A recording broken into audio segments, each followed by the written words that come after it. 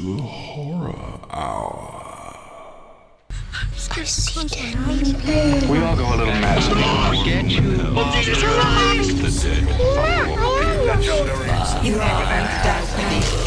Here's Johnny.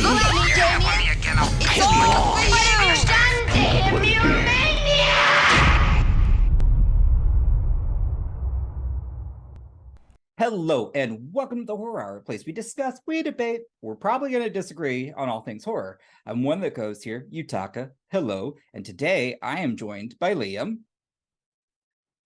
Good day, good afternoon, good world. All right, and today we're here to actually review The Mean One. That's right, it's now that time. It is, and it It's stars... Christmas. It is, and... religion? I don't know. I just love this sweater. Anyways. 6 and 2 threes. Yep. Anyways, so this comes out this Friday, and it has an exclusive deal with Regal Cinemas. There are some advanced screenings on the 8th, so you may need to look out for those. Of course, it stars, obviously, our favorite, mischievous clown David Howard Thornton as the Mean One, and then you also have Crystal Martin as Cindy and Chase Mullins as Officer Burke. Now this is directed by Stephen Lamorte and it's written by Finn and Flip Cobbler. And with that, we're just gonna kind of go into it. So overall thoughts? When they advertised this as a Hallmark horror movie, I did not realize how much they were going to lean into the Hallmark side of this. Well, okay, all right. Like, not only does it have the ridiculous, we're going to shoot all of this in California, but then pretend it's somewhere that has snowy mountains, by putting a grey filter on it. That awfulness. It also had the terrible Hallmark acting, so okay, that's fair. So this was kind of like an unauthorized parody of Hallmark and Dr. Dr. Seuss Grinch, because they had to make sure they were, or as he's called in the movie. Oh no, yeah, no, they had to. They had to call him the Mean One because that's the only funny part. Well, okay, I'll disagree on that, but they had to make sure they had to be able to get around the intellectual property, so they'd be careful. Yeah. And I thought they were very clever with how they, obviously, it's not Whoville, it's Newville, and Cindy's just Cindy, so I really, and obviously it's just the Mean One. But I actually really enjoyed, like, let me put it this way. I chuckled throughout the movie. I knew going in it was going to be a low budget film. I wasn't expecting, I mean, this was very minimal budget. And I think it was made like by people who wanted to make it as kind of just to have fun. So I didn't mind it. That's very nice. That's very nice of them. But like, I mean, I think there were 2 laugh out loud parts, and yes, we won't spoil the one, which I think we agree on, because that did make me laugh. I was like, oh, that's pretty fucking funny. That made us laugh. But I chuckled at the the little rhymes and what I did. I thought they were humorous. They were terrible. That was the point. It was a parody. It wasn't like, it was like making fun. But they weren't even. But they weren't even like. But they weren't parodying. They just literally were Dr. Seuss rhymes with a few words changed to match what was happening. It was still funny. But the words change. Okay. Each to their own. Art is subjective. Yep. Now, I do think, obviously, the acting was a bit rough. But again, I wasn't going into this film for that. I truly will say I was going in. Oh, no. I was going in to see this for, well, the Mean One, of course. Yeah. I didn't expect to be going in and finding Oscar-level acting. but I would have even settled for CW level acting. Like, that's fair, to each their own. I like some emphasis on some Hallmark Christmas movies.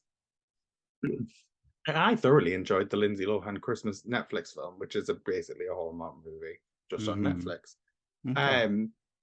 So I can get behind shoddy acting if the story's good. Well, I think the story was the story. I mean, they didn't change it much from There the was actual. there was ways they could have changed it that made it more enjoyable. Let's be honest.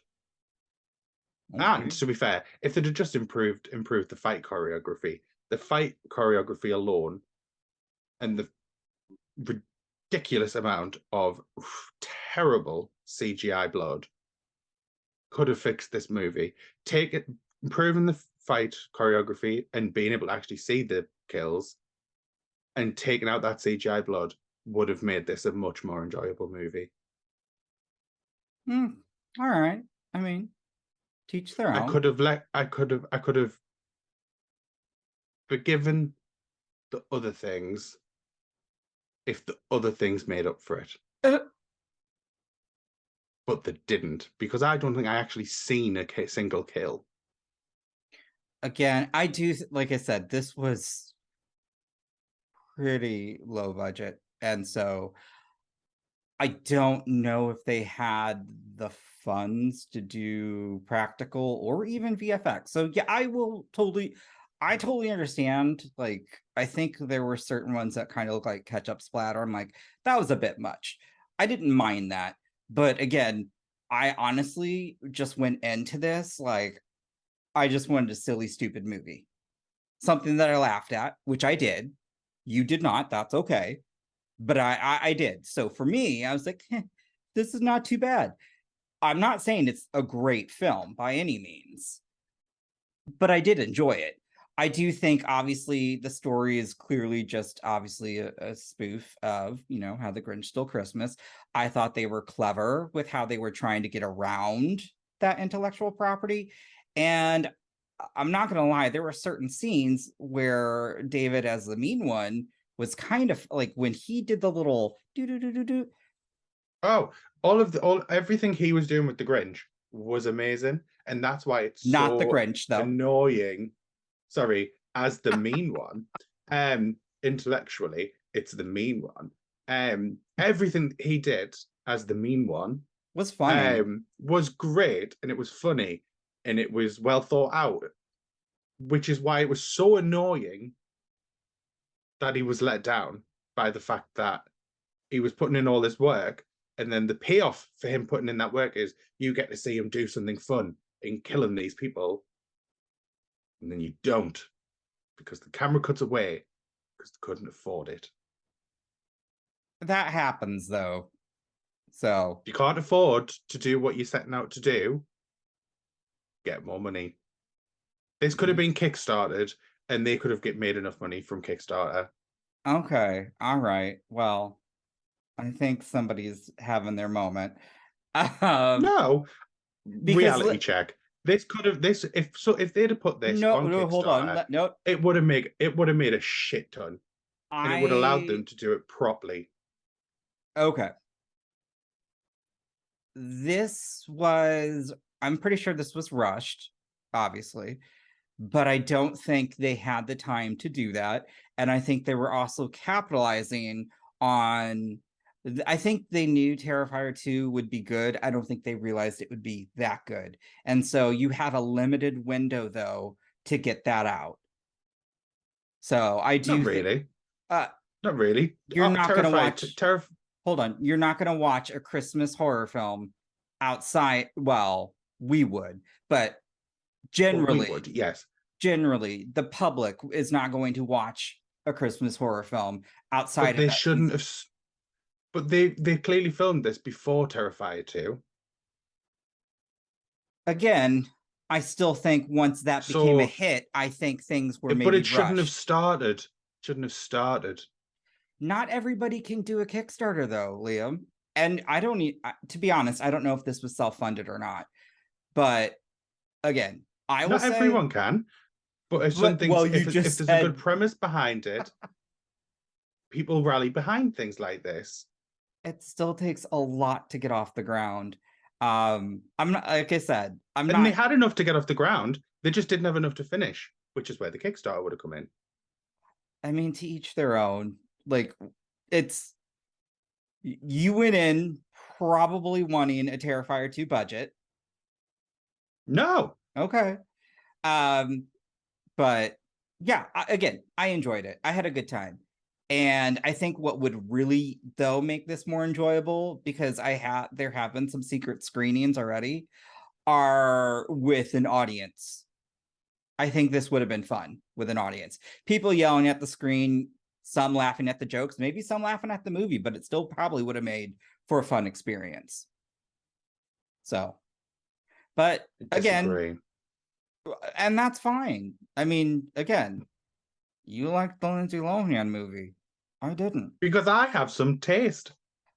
Okay, sure. So with that, though, we're just going to stick to 5-star ratings. It makes it easier. Out of 5, what? Yeah, just get over it. 10. Just get over it. What would you give it? Well, now that you've changed it to 5, I'm going to give it 1.5. Okay, all right. I would give it a 2.5. I think it was in the middle.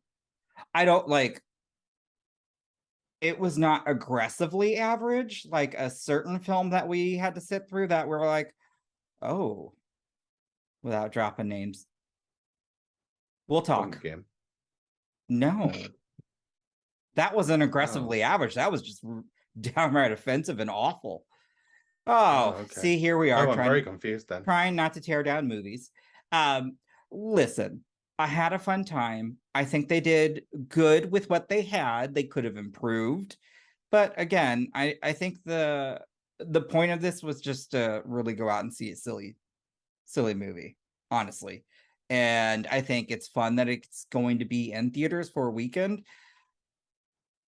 But, you know, honestly, it's movies like this, though, too, that sometimes you kind of have to have that movie to kind of get things off the ground. But, you know, I get where your complaints are.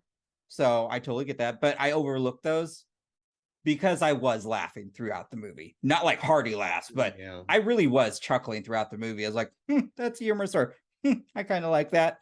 And yes, every time David was on screen as the mean one, full method in that, like the whole body movements, all that made me laugh. And I even think at sometimes even Cindy, who, yeah, some of the acting was a little flat, unfortunately, but I feel acting on Ambien. No, I wouldn't say it was that. But there were some, again, funny one-liners to me. So I'm going to give it a 2.5. You give it a 1.5. Totally get it. Hit that like button.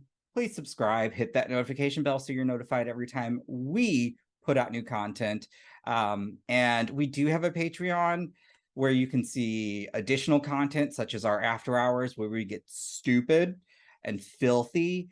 And we're hoping Liam doesn't see this last one. And with that, I'll say goodbye. You have been listening to the Horror Hour. See you next time.